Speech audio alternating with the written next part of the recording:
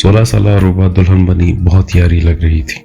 बहन की वफात पर अपने 35 साल बहनोई सलमान से ब्याही जा रही थी, जो कि 3 बच्चियों का बाप और एक जालिम आदमी था।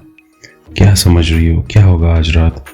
वो जिस अंदाज से पूछ रहा था, रूबा तो कांपने लगी। वो बहुत मासूम और शरीफ सी लड़की थी, और सुहाग रात को वो, मेरा नाम अरूबा है, मेरी बहन का नाम हिना था, वो मेरी बड़ी बहन थी और मेरी ज़िंदगी की सबसे कीमती हस्ती थी। उसके बगैर मेरा बचपन अधूरा सा लगता था। वो मुझसे उम्र में ज़्यादा बड़ी तो नहीं थी, लेकिन उसका रवैया, उसकी मोहब्बत, उसकी परवरिश, सब कुछ ऐसा था जैसे वो मेरी माँ हो। मैं जब भी रो पड़ती थी, वो मुझे गले लगा कर चुप करवा देती थी। जब मैं बीमार होती थी तो वो रात भर जाकर मेरा ख्याल रखती, और जब मैं खुश होती तो सबसे ज़्यादा वही खुश होती। मेरी बहन हिना सिर्फ खूबसूरत थी, बल्कि बहुत नरम दिल और शरीफ तबीयत की मालिक थी। उसके चेहरे पर हमेशा एक अजीब सी रोशनी रहती थी जो दिल को सुकून देती। उसके बाल लंबे और चमकदार थे, आंखों में हया थी और बातों में प्यार। उसके अंदाज में वो नरमी थी जो सिर्फ अच्छी औरतों में होती है। लोग कहा करते थे कि हिना जिस घर में जाएगी वहाँ रोशनी हो जाएगी। फिर एक दिन उसके लिए रिश्ता आया। मम्मी बहुत खुश थी। लड़का सरकारी मुलाजिम था, घराने वाले भी शरीफ लग रहे थे। अम्मी ने कहा, ऐसे रिश्ते बार बार नहीं आते, आदमी कमाता अच्छा है, बाकी सब वक्त के साथ हो जाता है। हिना ने जब पहली बार सलमान को देखा तो बस खामोश रही। अम्मी ने पूछा, पसंद है? तो उसने हल्की सी मुस्कुराहट के साथ कहा, अम्मी जो बेहतर समझे वही ठीक है। वो दिल से मानने वाली बेटी थी, जो अपने वालिदैन के फैसले को ही अपनी तकदीर समझती थी। शादी की तैयारियां शुरू हुई। घर में चहल पहल थी, हर तरफ रौनक थी। मैं बहुत छोटी थी मगर बहुत खुश थी, क्योंकि मेरी प्यारी बहन की शादी हो रही थी। मैंने खूब तैयारियां की, अपने लिबास पहने, मेहंदी लगाई, सब मेहमानों के बीच घूमती फिरती रही। हिना हंसी थी, लेकिन उसकी हंसी में एक अजीब सा खला था, जैसे वो खुद को ज़बरदस्ती खुश कर रही हो। मगर उस वक्त मैं समझदार नहीं थी। मैंने सोचा शायद हर दुल्हन को शादी के दिन ऐसा ही लगता है। सलमान भाई उम्र में उससे 10 साल बड़े थे, लेकिन अम्मी ने कहा था कि उम्र नहीं देखी जाती, कमाई देखी जाती है, क्योंकि ज़िंदगी मोहब्बत से नहीं सहूलत से चलती है। मैंने बहन से आहिस्ता से पूछा था कि आपको दुल्हा पसंद है? तो उसने कहा कि मोहब्बत वक्त के साथ हो जाती है। वो बोली कि पहले वालिदैन की पसंद थी, अब मेरी तकदीर है। मैंने भी मुस्कुरा दिया, क्योंकि मैं नहीं जानती थी कि ये अल्फाज बाद में मेरी बहन की ज़िंदगी की सबसे बड़ी हकीकत बन जाएंगे।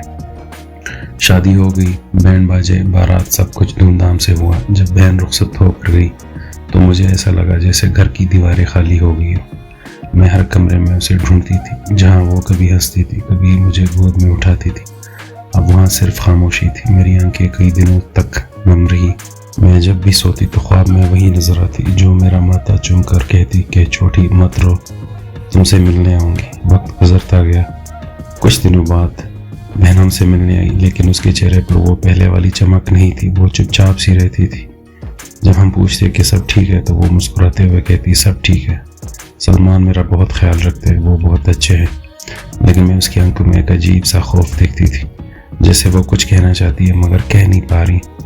मम्मी भी कभी कभार बोलती कि ना पहले जैसे नहीं रही, लेकिन फिर खुद ही कह कर देती कि नई नई शादी है, वक्त लगता है एडजस्ट होने में। मैं जब उसके पास जाती थी तो उसके हाथों पर हल्के से निशान देखकर चौंक जाती। वो फौरन कहती कि बर्तन धोते हुए जल गए या किचन में कुछ कर गया। मैं कुछ ना कहती, मगर दिल के अंदर एक अनजान सी बेचैनी बढ़ जाती थी।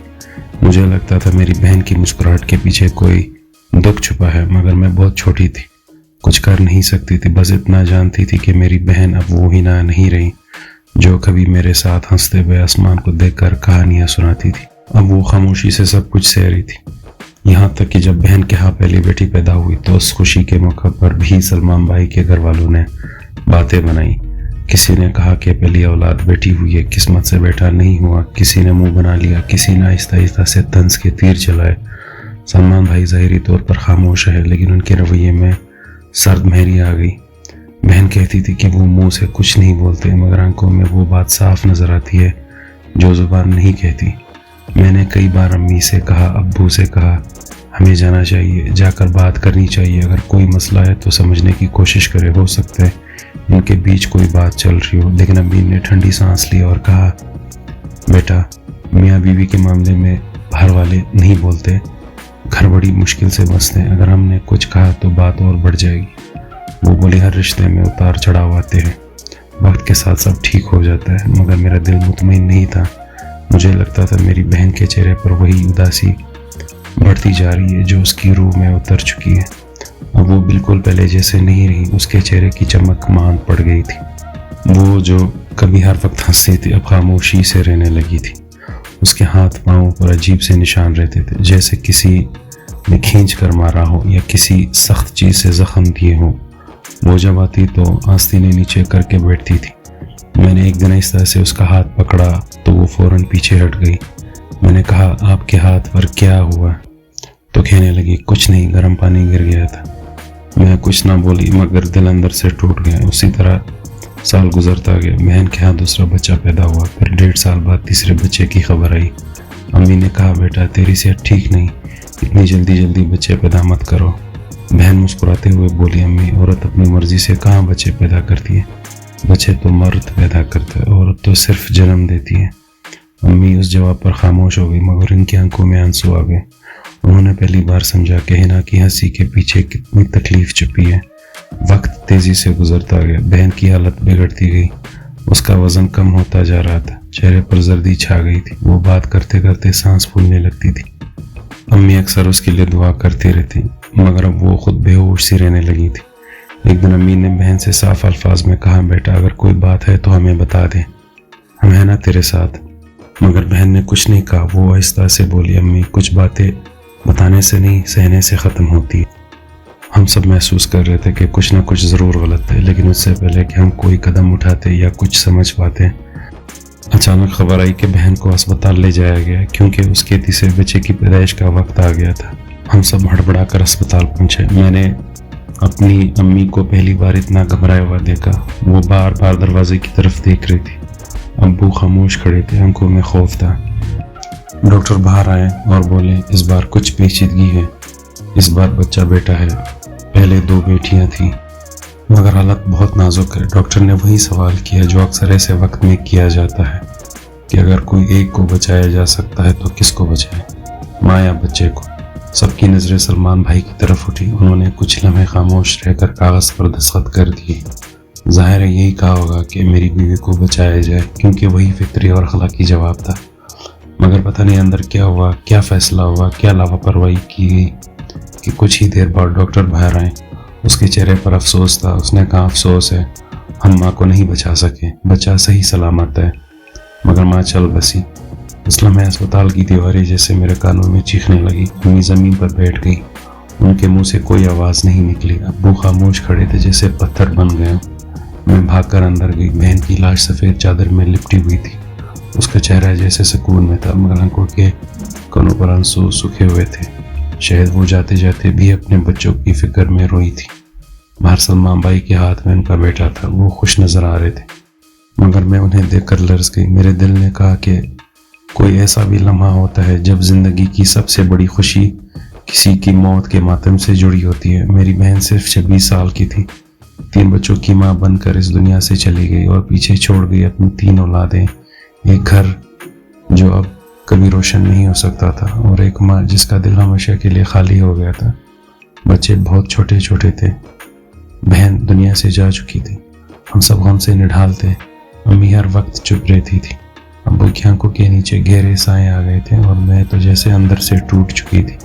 گھر کی فضا سوسا ہو گئی تھی، ہر کمرے میں بہن کی یادوں کی خوشبو تھی، اس کی ہنسی کی بازگشت تھی مگر وہ خود کہیں نہیں تھی۔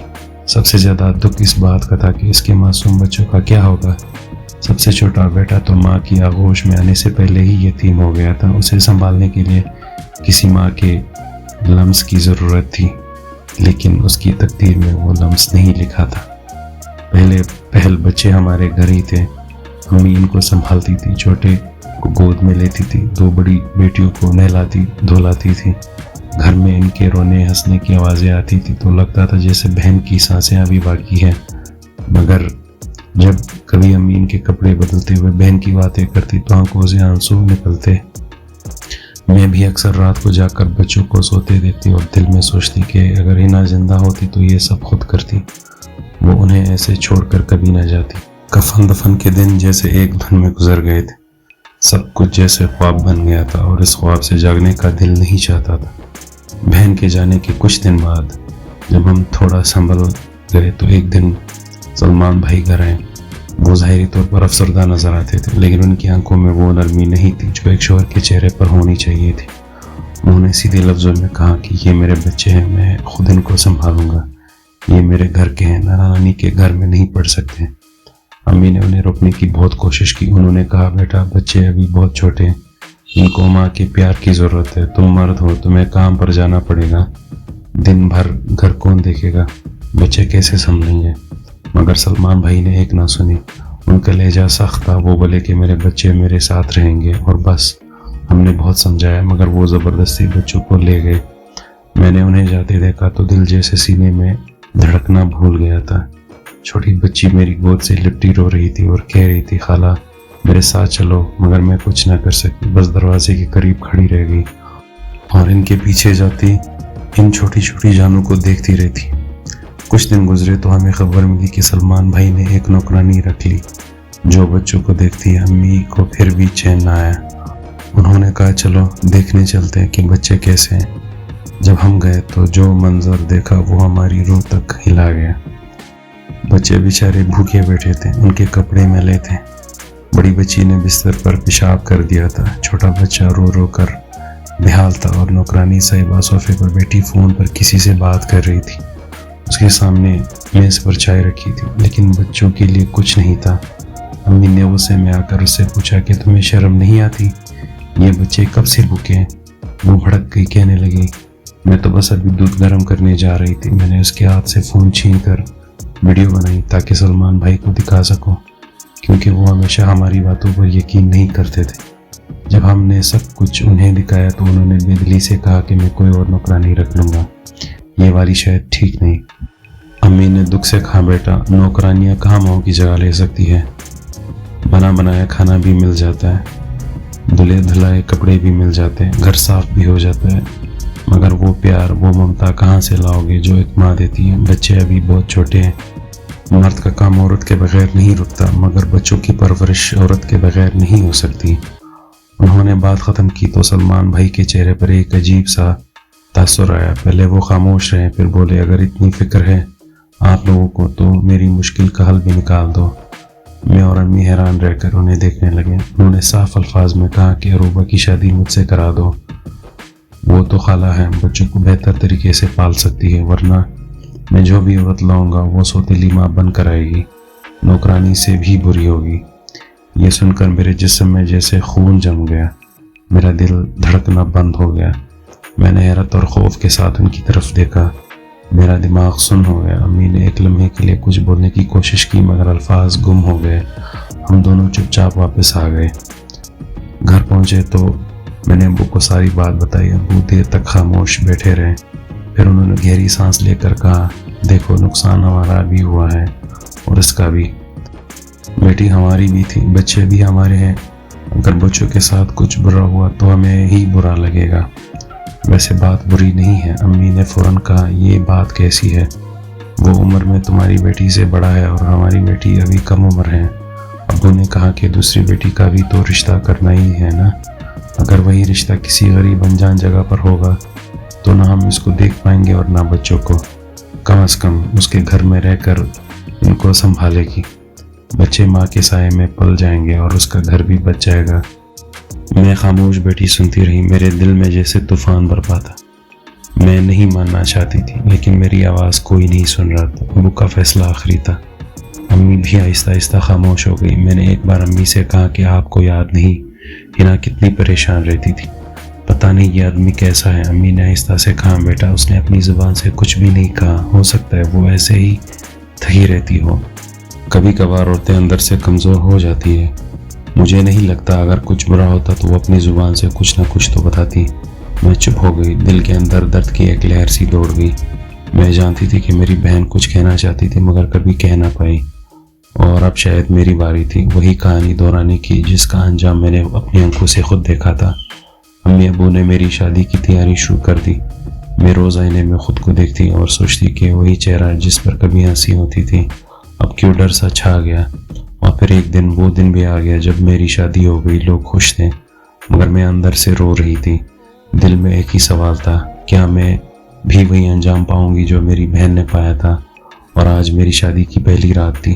دل میں خوف تھا, سانسیں اٹک رہی تھی اور ذہن میں صرف بہن کا چہرہ بار بار گھوم رہا تھا, جیسے وہ کہہ رہی ہو اروبا وہی غلطی مت دہرانا جو میں کر گئی تھی. سلمان اب میرا شوہر بن چکا تھا. اس رات جب وہ کمرے میں آیا تو اس کے چہرے پر ایک عجیب سا سکون تھا, لیکن اس کی آنکھوں میں نرمی کی بجائے سختی چھپی ہوئی تھی. اس نے آتے ہی دروازہ بند کیا اور میرے سامنے کھڑا ہوا اور بولا, تم جانتی ہو نا تمہاری شادی مجھ سے کیوں ہوئی؟ میں نے ہلکی سی آواز میں کہا, بچوں کا خیال رکھنے کے لیے. وہ طنزیہ انداز میں ہنسا اور بولا, یاد رکھنا اب تم میری بیوی ہو. تمہاری بہن میرے ساتھ جیسی بھی تھی اب وہ اس دنیا میں نہیں ہے. اس کا نام زبان پر لانا منع ہے. تم نہ اس کا ذکر کرو گی نہ میں کروں گا. تمہارے ذمہ صرف ایک کام ہے, تم اس گھر کو سنبھالو, بچوں کی دیکھ بھال کرو اور میری ہر بات مانو, ورنہ میں کسی بات پہ رعایت نہیں کروں گا. اس کے لہجے میں سختی نے میرے وجود کو ہلا دیا. ابھی شادی کو چند گھنٹے بھی نہیں گزرے تھے اور مجھے احساس ہوا کہ رشتہ ایک زنجیر بننے جا رہا ہے. اس نے میری طرف دیکھا اور پھر جیسے اسے کوئی احساس نہ ہوا اس نے وہ سب کیا جو وہ چاہتا تھا. میں بس خاموش رہی. میں نے کچھ نہ کہا کیونکہ میرے اندر بولنے کی ہمت نہیں تھی. میری آنکھوں سے آنسو بہہ رہے تھے مگر وہ جیسے اندھا ہو چکا تھا. مجھے تب سمجھ آیا کہ میری بہن آخر کیوں دن بدن کمزور ہوتی جا رہی تھی. اس کی خاموشی کے پیچھے کتنے طوفان چھپے ہوئے تھے. چند دنوں میں مجھے اس کے ہر کونے کی حقیقت معلوم ہو گئی. سلمان بچوں سے بہت پیار کرتے تھے مگر بیوی کے لیے اس کے دل میں کوئی جگہ نہیں تھی. وہ سمجھتے تھے کہ عورت صرف خدمت کے لیے, کھانا بنانا, کپڑے سنبھالنا, بچوں کو سنبھالنا, رات کو خاموش رہنا, یہی کام ہے. اس کے لیے عورت کی کوئی عزت, کوئی احساس, کوئی حق نہیں تھا. میں ہر روز خود کو اپنی بہن کی جگہ محسوس کرتی. جب وہ مجھ پر چیختا اور چھوٹی چھوٹی غلطیوں پر سزا دیتا تو میری بہن کا چہرہ میری آنکھوں کے سامنے آ جاتا. میں سوچتی کہ وہ یہ سب کیسے برداشت کر رہی تھی. اس کے برداشت کا پیمانہ کتنا بڑا ہوگا. شاید اسی صدمے نے اسے اندر سے ختم کر دیا. اس کا ذہن جواب دے گیا, جسم کمزور پڑ گیا اور آخرکار وہ ہمیشہ کے لیے دنیا سے چلی گئی. میرے امی ابو اپنی جگہ مطمئن تھے. انہوں نے سمجھا کہ دونوں بہنوں کے فرض ادا ہو گئے. اب وہ اپنی عبادت میں لگے رہتے تھے. جب ابو کی پینشن اور پروویڈنٹ فنڈ آیا تو وہ عمرہ کرنے چلے گئے. ان کے چلے جانے کے بعد میرے لیے کوئی سہارا نہیں بچا. میں کسی سے بات نہیں کر سکتی تھی, نہ واپس جا سکتی تھی. سلمان کی طبیعت دن بدن خراب ہوتی جا رہی تھی. غصے میں آ کر وہ ہر چیز توڑ دیتا, کسی بھی وقت چیخنے چلانے لگتا. میں ایک پتھر بن چکی تھی جسے ہر روز توڑا جا رہا تھا.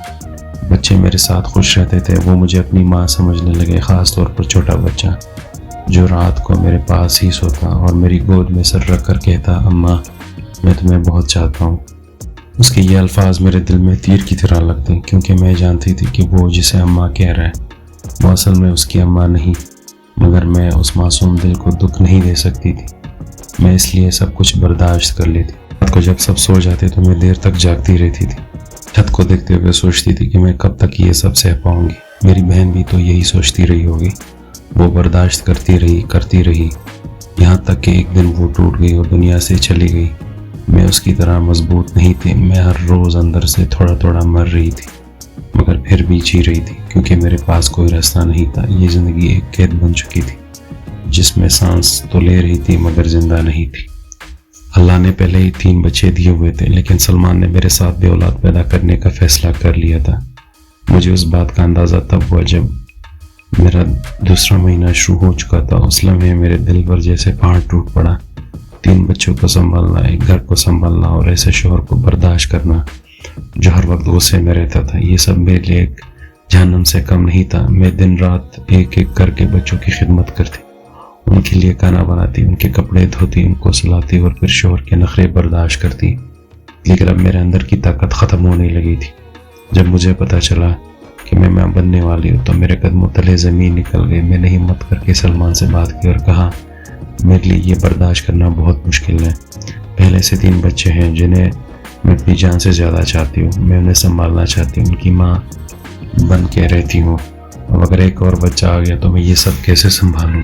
اس نے مجھے غصے سے دیکھا اور بولا, تم بار بار یہی کہہ رہی ہو کہ 3 بچے, 3 بچے تم نے تھوڑی نہ پیدا کیے، وہ تو تمہاری بہن نے پیدا کیے تھے۔ تمہیں کیا مسئلہ ہے؟ تم عورت ہو، عورت کا اصل کام یہی ہے کہ وہ ماں بنے اور گھر چلائے۔ تمہیں کیا لگتا ہے تم آزاد پھرو گی، جو دل چاہے گا کرو گی؟ نہیں، تم بھی ماں بنو گی تاکہ تم اپنی حیثیت میں رہو۔ اس کے الفاظ میرے دل میں زہر کی طرح اتر گئے۔ میں نے خاموشی سے کہا، مانتی ہوں میں نے پیدا نہیں کیے، لیکن پال تو میں ہی ہوں۔ رات ان کے ساتھ جاگتی ہوں اور صبح ان کے ساتھ اٹھتی ہوں، ان کی چھوٹی چھوٹی ضرورتوں کو پورا کرتی ہوں۔ وہ مجھے اماں کہہ کر بلاتے ہیں۔ ماں نہ ہوتے ہوئے بھی ماں بن گئی ہوں۔ تمہیں اندازہ ہی نہیں کہ 3 چھوٹے بچوں کو سنبھالنا کتنا مشکل ہوتا ہے۔ اس نے میری بات سنی انسنی کر دی اور کہا، میرا مسئلہ نہیں، اور عورتیں 10 بچے سنبھالتی ہیں، تمہیں کیا انوکھی بیماری لگ گئی ہے جو تم اتنی کمزور بن گئی؟ میں خاموش ہو گئی مگر دل میں طوفان برپا تھا۔ ایک دن میری طبیعت خراب ہو گئی، کہہ رہا تھا، سانس لینے میں دقت ہو رہی تھی، تو وہ زبردستی مجھے ڈاکٹر کے پاس لے گئے۔ وہی ڈاکٹر تھی جس کے پاس پہلے میری ہی نہ جایا کرتی تھی۔ میں نے اسے دیکھ کر دل ہی دل میں کہا، شاید مجھے کچھ ہمت دے سکے۔ ڈاکٹر نے میرا چیک اپ کیا اور اس کے چہرے کا رنگ بدل گیا۔ اس نے کہا، آپ کی حالت ٹھیک نہیں لگ رہی، عمر بھی زیادہ نہیں، لگتا ہے آپ کا بچہ اس دنیا میں آنے سے پہلے ہی چلا جائے گا۔ معاملہ کافی نازک ہے۔ میں لرزتی ہوئی آواز میں کہا، میرے شوہر کو سمجھا دے کہ میری صحت ٹھیک نہیں ہے، مجھے آرام کی ضرورت ہے۔ ڈاکٹر نے گہری سانس لی اور کہا، ہم نے اس آدمی کو پہلے بھی سمجھانے کی کوشش کی تھی مگر یہ مانتا ہی نہیں۔ اس کا رویہ بہت برا ہے۔ تمہارے والدین نے جانے کیوں اپنی دوسری بیٹی کا رشتہ بھی اس کے ساتھ کر دیا۔ میں یہ سن کر چونک گئی۔ میں نے کہا، آپ کیا کہنا چاہ رہی ہیں؟ ڈاکٹر نے میری طرف دیکھا اور بولی، تمہاری بہن بھی یہاں آتی تھی، روتی تھی، اس کے جسم پر نشان ہوتے تھے، وہ بہت برا وقت گزار رہی تھی۔ میں نے کہا، میرے بھی وہی حالات ہیں، میں بھی روز روتی ہوں، روز چپ رہتی ہوں، لیکن آپ کیا کہنا چاہتی ہے؟ وہ رک کر بولی کہ تمہیں پتہ ہے تمہارے شوہر نے تمہاری بہن کے ساتھ کیا کیا تھا؟ میرے ہاتھ کانپنے لگے۔ میں نے کانپتی آواز میں کہا، کیا کیا تھا؟ ڈاکٹر نے آہستہ سے کہا، جب تمہاری بہن یہاں آتی تھی تو اس کی حالت بہت خراب تھی۔ ہم نے اس کے شوہر یعنی سلمان سے کہا، آپ کی بیوی کی حالت خطرناک ہے، اگر ڈیلیوری کے دوران کوئی مسئلہ ہوا تو بتائیں، ماں کو بچائیں یا بچے کو؟ تمہیں پتہ ہے اس نے کیا کہا؟ اس نے کہا، میرے بچے کو بچائیں، میری بیوی کو نہیں۔ میں سن کر سکتے میں آ گئی، میرا دماغ جیسے بند ہو گیا۔ میں نے کہا، کیا مطلب؟ آپ کیا کہہ رہی ہیں؟ کیا میری بہن کو بچایا جا سکتا تھا؟ ڈاکٹر نے کہا، ہاں بالکل بچایا جا سکتا تھا، اگر اس وقت شوہر چاہتا تو ہم ماں کو بچا لیتے، بچے کو نہیں۔ لیکن اس نے صاف انکار کر دیا اور کہا کہ میرا بیٹا زندہ رہے، میری بیوی نہیں۔ اس کی زبان سے یہ الفاظ نکلے، اور تمہاری بہن کا وقت ختم ہو گیا۔ ہم نے بہت کوشش کی لیکن اس کے جسم نے جواب دے دیا، کیونکہ ہمارا فوکس بھی بچے کی طرف ہو گیا۔ ہم بیوی کو نہیں بچا سکے۔ میں سکتے میں بیٹھی رہی، میرے آنکھوں کے سامنے اندھیرا چھا گیا۔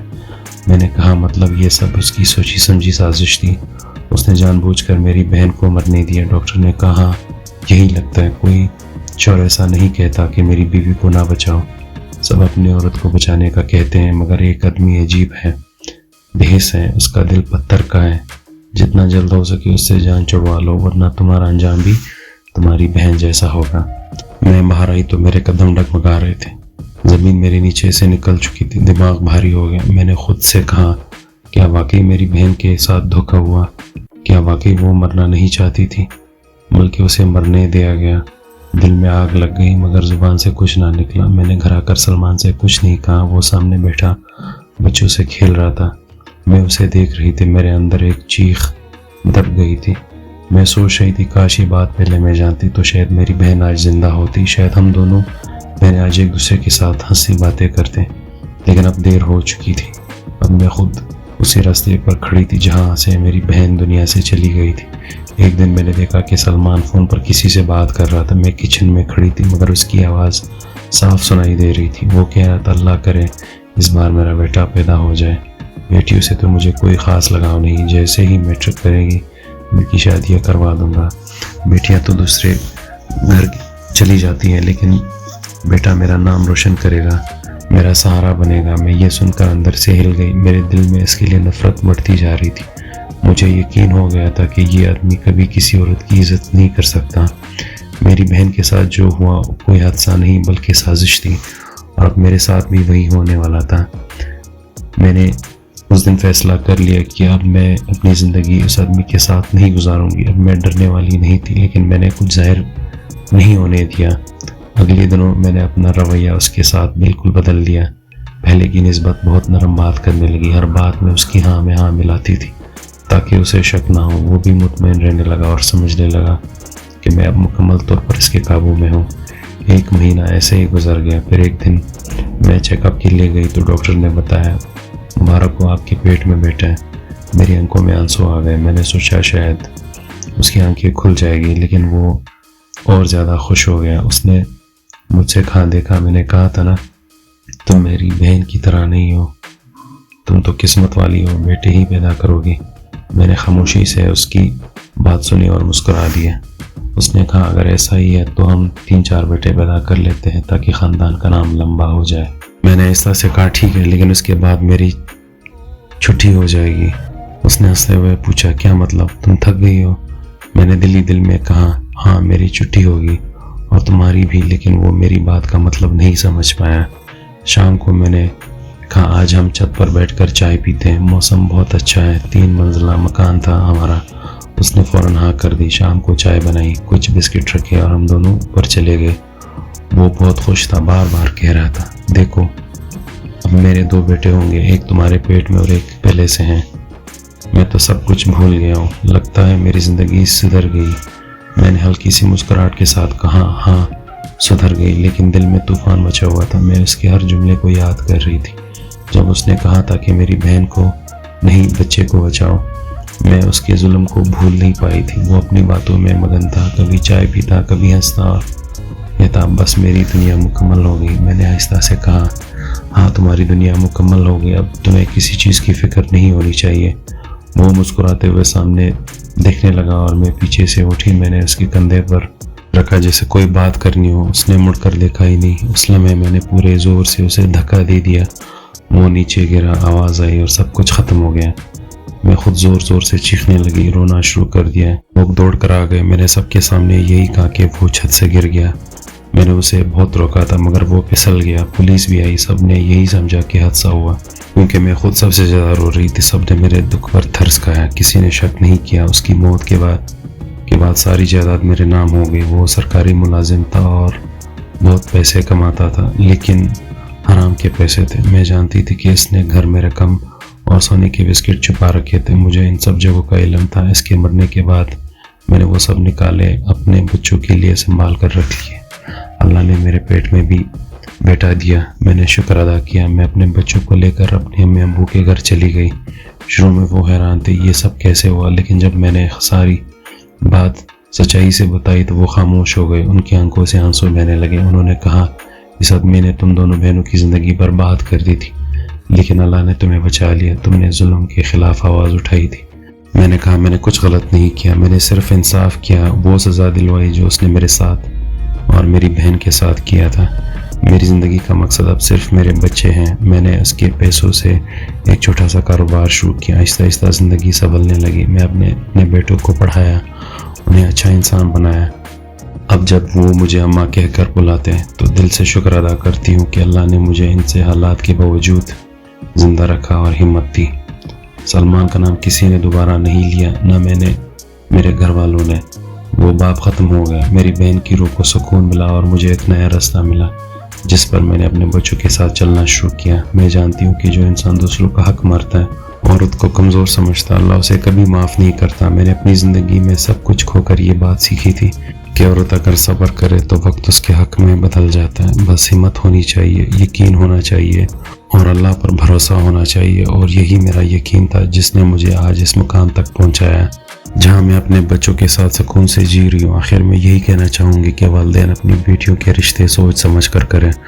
اگر کوئی سرکاری نوکری لے کر آتا ہے تو اس کا مطلب یہ نہیں کہ وہ بڑا شریف آدمی ہے اور اس پر دوبارہ بھی بھروسہ کیا جا سکتا ہے، کیونکہ سرکاری نوکری کرنے والے کیا سبھی اچھے لوگ ہوتے ہیں۔ ان باتوں کو بہت سوچ سمجھ کر فیصلہ کرنا چاہیے، کیونکہ لڑکی کی پوری زندگی کا سوال ہوتا ہے۔ اگر آپ کو ہماری آج کی کہانی اچھی لگی ہو تو ہمارے چینل تنزیلہ کہانی گھر کو سبسکرائب کریں۔ شکریہ۔